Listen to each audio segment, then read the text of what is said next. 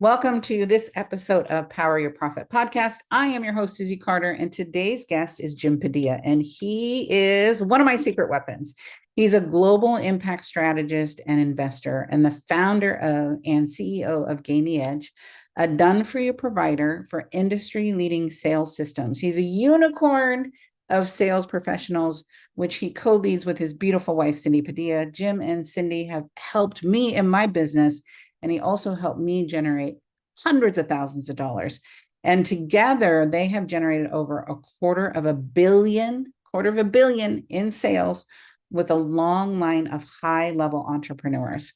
He has helped the who's who in our industry, and Jim's mission is to help purpose-driven entrepreneurs and thought leaders really look at creating day-to-day minute changes in their business so that they can amplify their impact while scaling their business.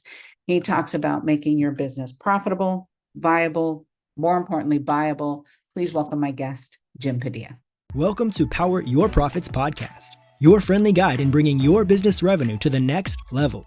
Listen as host Dr. Susie Carder hears inspiring stories of success from her fellow entrepreneurs and transformational leaders.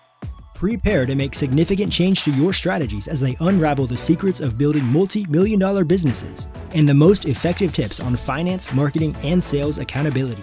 If you want to take your first steps towards explosive business growth, this podcast is for you. Without further ado, here is your host, Dr. Susie.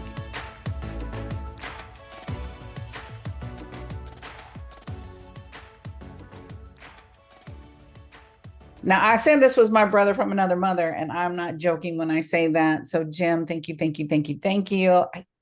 Everybody needs a Jim, right? I always say everybody needs a Susie, but everybody needs a Jim. So, Jim, from your own words, read your bio's impressive, like who you are in the world. So kind of share your secret sauce, what you love helping clients do, and what are you up to right now? You know, it's been interesting because I'm in this journey of rediscovery right now. And, we've transitioning from being primarily a service provider as a business to now putting our own expertise, systems, strategies, processes, and structures on display. So now instead of selling everybody else, which is always easier, now we're selling me. So in that process, it's been a big journey of discovering me. Yeah. And so it's been really, as you said, everybody needs a Jim. And it's been a big process of accepting that and owning that. Yeah. Instead of focusing on humility, not that I'm not a humble guy, I think I always am, but understanding that if I don't really stress the importance of my role in people's life, why should they buy it as important? Well, I always say, I don't want people dependent on me, right? You don't need me to do it for you. You have to learn how to do this, right? You have to learn how to look at your finances. You have to learn how to look at the operations. You have to learn how to, if you want to be a business person, right? You have to learn how to do sales, and you are a master at it. And it's because you're so systemic at it. Like people think, I sucked at sales. So there is strategy. When I first started, I didn't like it. I'd have to take a nap after, getting the courage to do one sales call. And then I'd have to take a nap because I wiped myself out, stressing myself out. They're not going to like me. And so let's talk about what you're up to now and how you're supporting business owners to really leverage Gaining the Edge, right? I love the name of the business. It's so perfect, right? Like you planned that on purpose. Right. Well, the thing that we've done is we've taken all of the mistakes that we've made and all of the mistakes that we've been blessed to witness and be a part of inside of all of our company's campaigns. Because as a done-for-you sales solution, we tend to get inside under the hood and inside the business that we serve. And so they can't hide anything from us. And what we learned is by pulling all of that together and then physician heal thyself. Essentially, we are now at a place where we've recognized that revenue is not the holy grail, but profit is, and that you have to have leverage before you have scale, meaning you got to build systems and processes in place that allow you to scale. Most people just go straight to scale, which is what we did for so long. And we recognized that we were chasing our tail all the time. And no matter what you did, you were only as good as your last moment, instead of leveraging a business with systems and structure to support scale so that you can scale should be turning up the volume or turning it down. Right. But if you don't have systems and structure and process in order to make that happen, you could turn the dial all you want, but nothing happens because you still have to run out and go run your butt off to make it work. You Right. know, And you're always chasing the next dollar versus setting correct. up a business to go, I think a lot of us learned that with the pandemic. A lot of us are learning, a lot of business owners are learning it now. 50% of businesses have went out of business, in this last, 4 years because they didn't have the sustainability. They didn't have that run rate, that cash flow, that, to save for that rainy day, right? You just were chasing the next shiny thing. So what would you say are the three most important things that we need to do right now inside of our businesses? First, you got to be able and willing to make whatever changes are necessary. I actually just made a post this morning, said, don't be romantically connected to your product or service. Meaning, if it's not selling, change it. But when you're romantically connected to it, like, I can't change it. It's my life's work. This is everything I like. If it ain't buying, then no, it doesn't matter. It's not about how it's connected to your heart. It's about how it's connected to their solution. And so you have to be willing to change as the market changes. So first look at that. Be focused on the experiences you want to provide and the solutions that you want to deliver, outcomes. Then you can literally come up with any program or service or offering or product that is necessary versus being so sold on your product that you're not willing to change it. And then it Right. just falls on deaf ears. And you're usually going to work twice as hard for half as much when that happens. Right. And then immediately, this is our biggest journey right now. We're working on helping companies we're our exciting place is building companies so that they can be sold. We've been working with a lot of companies who've gone public or exited, and that's exciting. So that's the place we want to be. In order to Yeah. get there, you have to have a viable business. So sellable, we want to have a business you can sell for a profit or keep for pleasure, because that's the exciting place. In order to have that, you need a viable business. That's the building place. This is where, okay, let's start getting all the systems and structure and process in place so you can have that kind of business. But most of the companies we work with come to us and we have to focus first on profit. So first it's profitable, then it's viable, then it's viable. And we're focusing on profit because nobody is focused on profit. And I'm guilty. That's what we always talk about we build the things that we need most. And I'm the guy who could sell my way out of anything, or so I thought, until you have a bad month and then everything else catches up to you. You can't stay ahead of it forever. And so you need to be focused on how am I generating profit? And there's a whole lot more in that. And obviously, Susie talks about a lot of that stuff. But the area that we can affect the most is focusing on a lifetime value journey. So when we come to people, we're like, okay, where is the opportunity for immediate revenue based on what you've already generated? So whatever you've spent is what you've spent on generating leads. But most people are so focused on generating more leads and not focused enough on serving the leads and the buyers that are already in their world, which is where you start increasing profit, decreasing client acquisition cost, decreasing strife and struggle, increasing effortlessness and ease of buy. Because the hardest sale to make is somebody who just met you. Right. Easiest sale to make is someone who's been in your world a long time or who's already bought from you, but nobody's Right. focusing on that.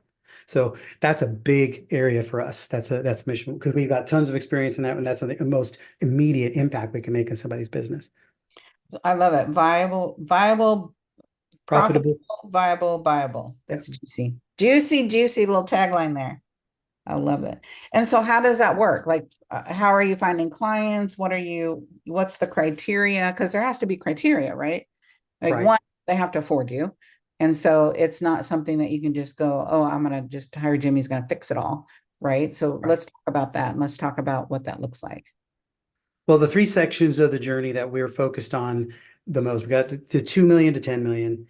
Because you're in a place where revenue is there, it's predictable, Yeah. sort of, right? You have a measure of success. That doesn't mean profit, but that's got something that can usually adjust the profitability pretty quickly. Yes. And in that range, we're focusing on what are the structures you've got? What are the immediate upsells that you haven't thought about? Cross sells? How do you have referral systems? Do you have a quality pipeline that is actually predictably bringing people back to opportunities? These are all things that don't require you to go find new leads, but better serve the people that have already said yes to learning something about you and your world. So that's an immediate fix. That's the fastest path to opportunity. Then from there, we start building out partner processes and structures and strategies. And then when you have all of that, now you actually can have a predictable, these are the two numbers that everybody needs to be thinking about. Client acquisition cost. Do you know how much it costs you to acquire a client? And here's a clue. If it's about or almost or near, you don't know. It's an exact number. Exactly. And the other end number that corresponds to that is what is the value of that customer once you acquire them? And if you don't know that exactly, then you're guessing. And Yeah. then it's hard. So what we want you to do, if you know exactly what it costs you to acquire a customer and exactly what the value of that customer is, you can build a business and you can go find traffic because now you know exactly what you can spend because you know exactly what that person will ideally lead up to. Yes. Right. And average is average. This is an interesting thing because the average comes from everybody. Right. We have clients that have paid us multiple six figures. We have other clients that have paid us $97. However, every person that comes in the door is part of that mix. So now when we look and say, okay, the average client is worth $57,677 to us over the course of their lifetime, that means even the $97 client is treated with that same level of value. And then you start predicting what problems you're solving for them. What are the new things they're going to need as a result of those problems being solved? Because if they don't find it from you, they're going to find it from somebody else. So why not have it come from you? Right? And you can Exactly. answer questions differently because you're building a different business now. You're listening to another episode of Power Your Profits podcast. We'll be right back after a quick word from our sponsors. Overwhelmed by the complexity of business profit strategies? Jump aboard the Bullet Train to Big Profits course, a streamlined solution by Dr. Susie Carder. This course is designed to uncomplicate the path to profitability. Imagine being able to identify and execute profit strategies with ease, skyrocketing your revenues. Visit course.poweryourprofits.com and sign up for the Bullet Train to Big Profits course today.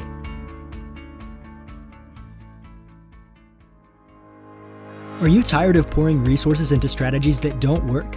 Say hello to Dr. Susie Carder, your future fractional COO. With Dr. Susie in your corner, your business can skyrocket to 7 figures and beyond. With a track record of creating thriving businesses, trust that you are in good hands.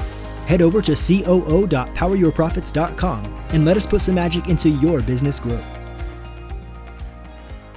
Yeah. So Ozimba, just a great example. He bought a $20 book. That $20 book turned into a $250,000 sale, right? Over the time working with him. And, it's one of these things. He goes away, he comes back, he goes away, he comes back. And so Right. you can't discount that $97. And we do, right? We put them in a different bucket. You can put them in a different bucket, right? When you're looking at your ascension model or your campaigns, but you can't discount that $20 or that $97, right? I learned. Here's the differentiator that I see for a lot of people.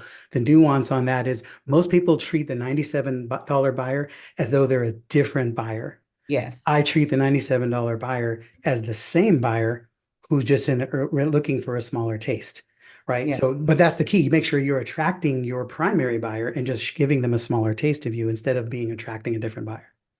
I worked in a men's clothing store when I was 17, and we were on downtown San Diego, right on Front Street. Like one side was prostitutes, one side were business people, right at that time. And then this man comes in, and he looks like a homeless man, and all the salespeople didn't want to deal with him, right? He didn't look fresh, right? He looked like a homeless man. And one, Charles, took him on and was just a good salesperson. It was a quiet evening. That man had a bag full of money, and he spent over $400 on a suit and a shirt and changed into it and gave us cash. And that was the best lesson because we all judge. We're like, Charles, come on, don't put our clothes on him. He's a homeless man. He's like, everyone deserves dignity. And it was just a huge learning opportunity as a young salesperson, right? Just going, oh, okay, everybody deserves dignity. Everybody deserves that chance to, see them as something different. Now, he didn't know he had a bag of cash, right? Right. Who knows where he got that bag of cash, but it made a big difference for him and made a big difference in Charles's commission, that's for sure, right? Well, the funny thing is when you start seeing everybody as the ultimate finished work that they can be, then you start making decisions ahead of time, which allows you to pivot the landscape better. I was telling a story this weekend at an event about my 2-year-old grandson. His name's Mateo, and he is a ball of fire. And he will throw a tantrum in a minute, but it's not like a selfish tantrum. It's a stubborn tantrum. Like I know what I want, I'm fighting for it, right? Not like And grandpa at all. Our papa. But he does, when he decides he doesn't get his way, he goes to instant ball of craziness. And everybody in the family gets frustrated. Oh my gosh, Mateo's having a fit. And I've decided, I predetermined, I'm going to teach him how to negotiate. So now every time he does something, okay, I want that truck. He's like, no, I want that truck. And so he keeps it. I'm like, well, which truck are you going to give him?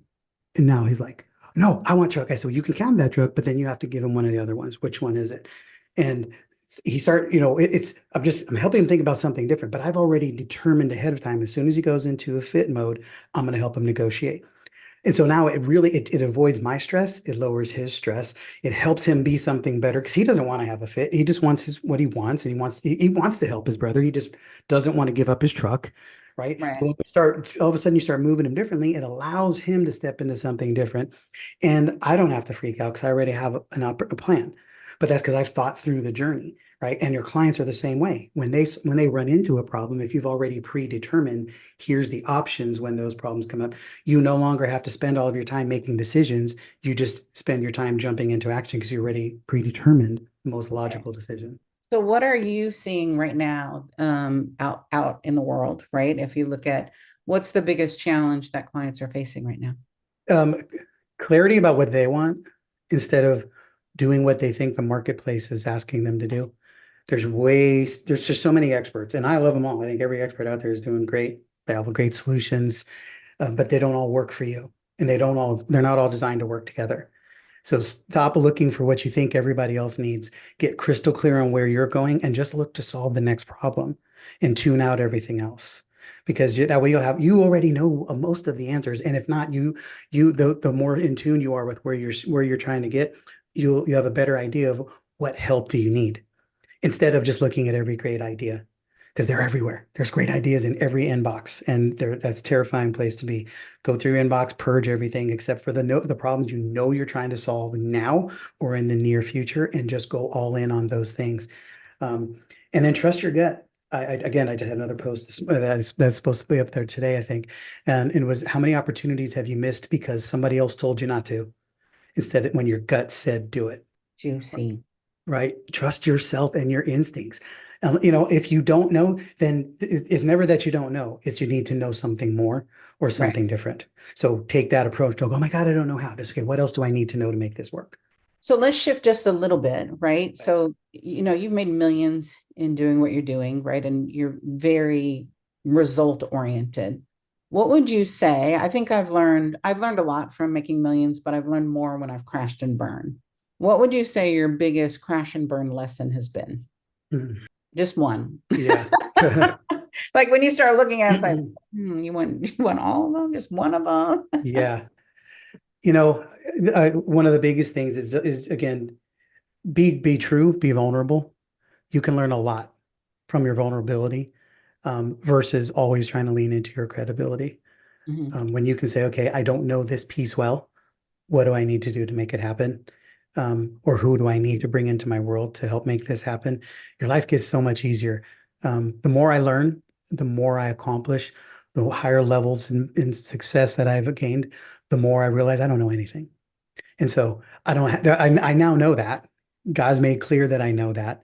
Right. Pandemic showed us all we're not in control, right? So stop trying to pretend.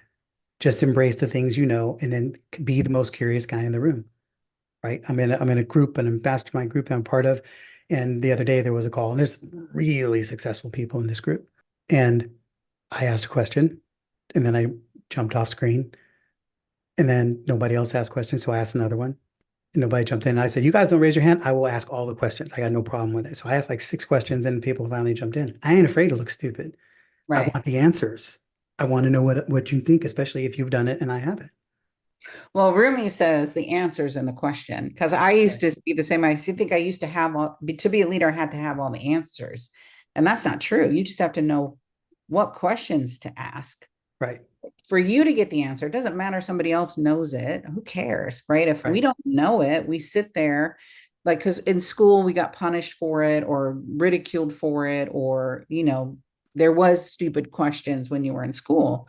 Well, as an entrepreneur, there's always, if you're playing a big game, there's always another level and you've never been to that level. Right. I love that we do have to have that vulnerability. So was there an instance, was there something like in your business that crashed and burned? Was there like something that went, I got to do it differently? Yeah, I mean, it actually came, a few years ago, but it's one of those lessons that have been revisiting me, because we hadn't quite learned it fully, and it was because I had this false perception that the bigger I got or the most successful that I got, the more well known I got, I was supposed to be closer to perfect. Yeah. So then I couldn't act like I didn't know certain things, Right. and so then I'd go over here and bang my head against the wall trying to figure it out when I could have just went to the client Right. and said, "Hey, this isn't working. Let's brainstorm on this." Right. As a client, you would never get pissed at that. You would appreciate that because we can now work, it's like we're bringing something to the surface. But instead, if I'm not coming with a question, you're assuming I've already got the answer and I'm over here trying to figure out the answer because I didn't have it. And then we reached a failure point because nothing got solved because I thought I was supposed to solve it on my own. Right. And that's a bad match. It doesn't work. Right. Just go to the people. Go to your client. They should be the first person to know that what you think is happening might not be happening. Right. Right. Right. So Be willing to get the answer, be willing to be, like you said, that vulnerability of, I don't want to ask, right? I don't want to look silly. But the reality is, if we stay in the indecision and the not knowing, we were looking sillier, right? Because that chance of failure completely. or egg on your face. So, what's one thing Jim wants to be remembered for? Jim wants to be remembered as the person who inspired people to overcome everything in front of them, to show you that everything is overcomable and that you have the answer. So, how can people play with Jim and how can they get in touch with you? Simplest way is go to my personal website, jimp360.com, JIMP like Padilla, 360.com. And you can connect with me any way that fits for you there. All my social medias are there, all my websites, offers, events, deals. You can learn a lot about who we are and what we do. But just get on there, hit that contact button, shoot me a text, tell me you heard me here on the Power Your Profits with Susie Carder. And I just want to know what you're doing and how I can help. Right. I would say Jim's been one of my secret weapons, right? I've paid Jim hundreds of thousands of dollars to play with him and help me grow my business and help me do what I do in the world because I can't do it all. Right. And so you've got to have the right team in place and the people who are playing as big as you and is 10 steps ahead of you.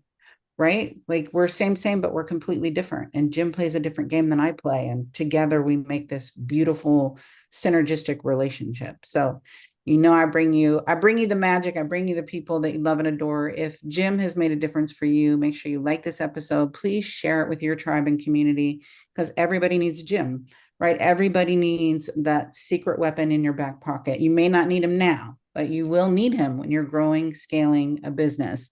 Right? Where we want to be profitable, we want to be viable, we want to be buyable. And Jim Padilla is the man to make that happen. Jim, thank you so much for being here.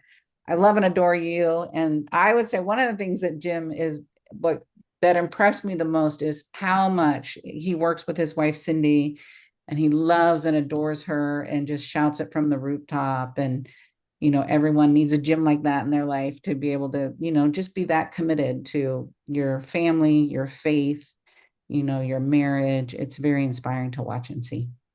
Thank you. Thank you. I don't take that lightly. It's a big deal. Matters. So thank you. This is another episode of Power Your Profits podcast. I am your host, Susie Carder. And till next time, make sure that you're working on your business, not working in your business, so that you can be a profitable business. Thank you for joining us for this episode of Power Your Profits podcast. Let these building blocks from today's most successful industry leaders equip you with the necessary resources and tools to finally establish the highly profitable business of your dreams. Want to hear more? Listen to more episodes at www.poweryourprofitspodcast.com. And don't forget to subscribe to the show. Now is your time to rise to the top of your game. So be sure to catch our next episode.